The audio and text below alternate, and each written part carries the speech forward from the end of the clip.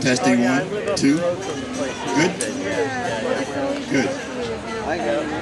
Folks, I want to thank everyone for coming out to help celebrate this memorial for Ted. I want to thank all the musicians that have been here. This pandemic has put some of our guys on the sidelines. Unfortunately, they would love to be up here too, because they love Ted and they love to honor Ted also. A lot of guys are trying to make a living out there because music just finally opened up. They're out there playing gigs, they're out there on tours and so forth, and they couldn't be here today, but they're here in spirit. They're all here in spirit.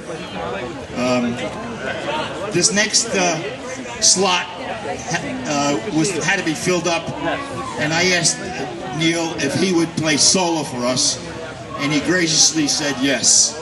Now, if you've seen his live streams, I'll tell you, they're fantastic. It's Neil surrounded by keyboards with 3 video cameras going, 1 overhead and 2 on the sides. He's a fantastic performer, and I love the man for saying he'd play solo for us. So he's also going to stay here and play with Blue Food also.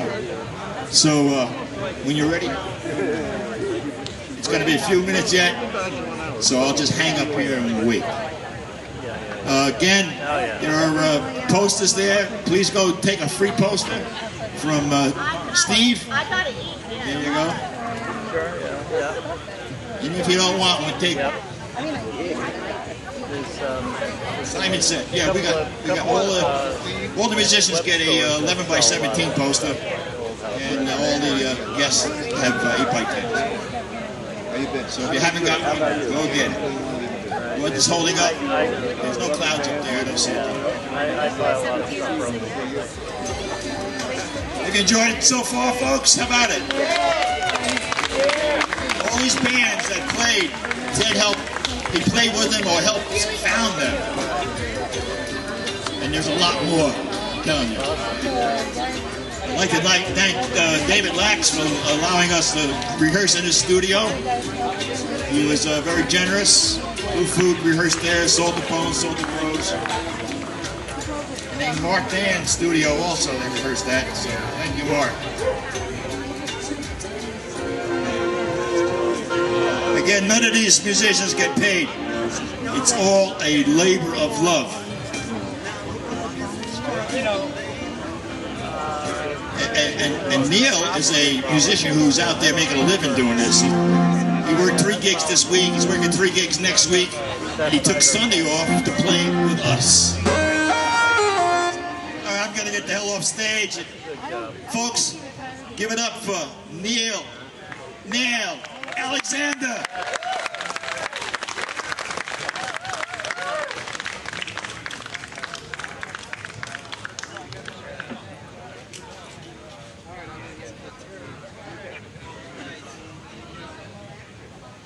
Hey everyone. How y'all doing? Let me hear like a cheer or something for our old friend Ted.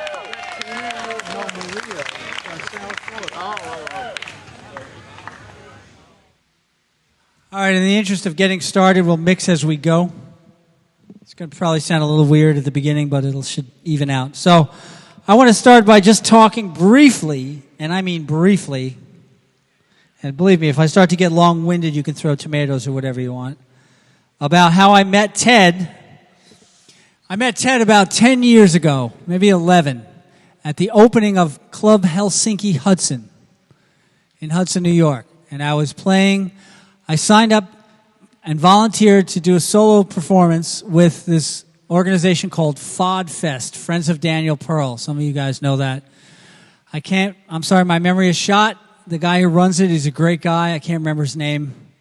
Some of you will remember. Anyway, it was a wonderful thing. I met a lot of people. And at this concert, I was setting up to play by myself. I just had a computer and a small keyboard. This guy came up to me and said, "Hey, man, it looks like what you're going to do is going to be interesting. Do you mind if I sit in? I play tablas." And I said, "Yeah, sure. Okay. Sounds great." And so this little guy, who I'd never met before, named Ted, came and sat and played tablas with me, and he was great, and we had a great time. We shook hands, we became friends, we exchanged numbers. And then a couple of years later, I happened to chance on a video, a live stream out of Woodstock. And here's this guy that looks like Ted playing guitar at some outdoor setting, shredding on the guitar. And I was like, wait, what? I thought he was a tabla player. I thought he was a percussionist. So I got back in touch with him, and I said, what's the deal, bro?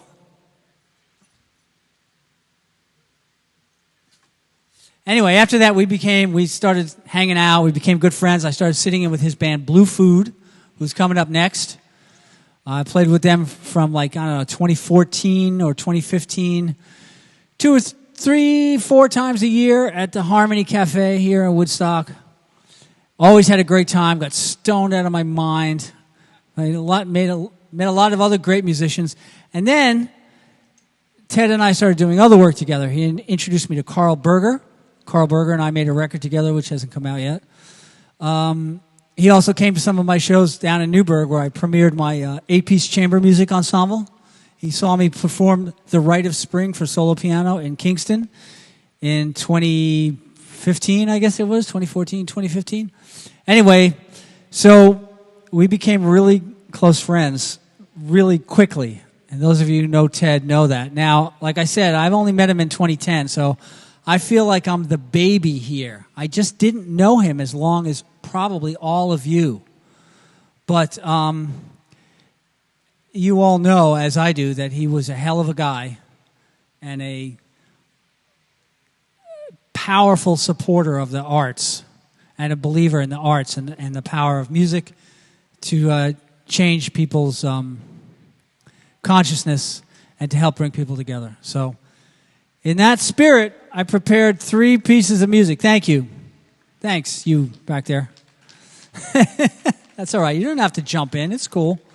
So I prepared 3 pieces of music. The first is going to be an improvisation because Ted loved to improvise, and we had a lot of fun improvising together. Second is a piece I play with my band, Nail, which features a voice sample of Pete Seeger. And thirdly, I'm going to play a piece by one of Ted and our favorite composers, John McLaughlin. So without any further babbling on my part, I'm going to get started here. Thank you so much.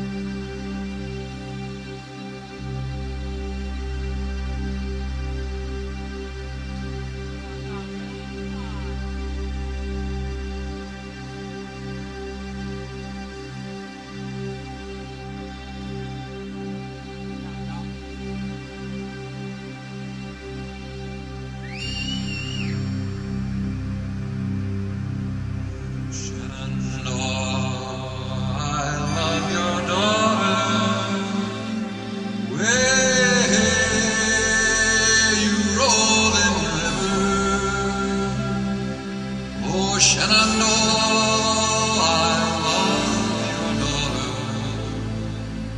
We were bound away across the wide Missouri.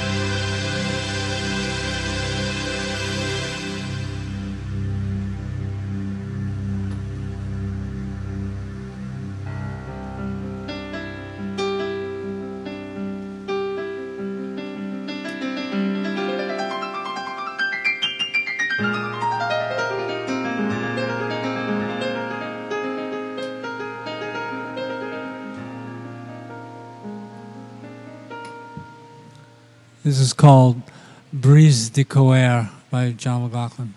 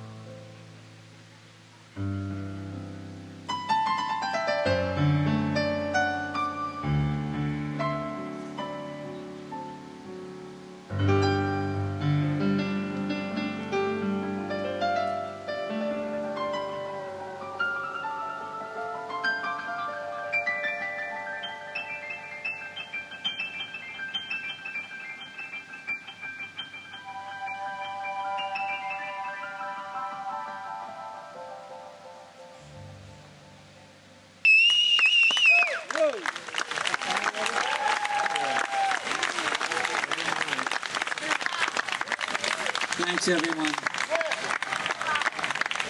That's for Ted. Thank you, Ted. Ted's actually the reason I'm here, because I wouldn't have met all you people from Woodstock if it hadn't been for Ted. So.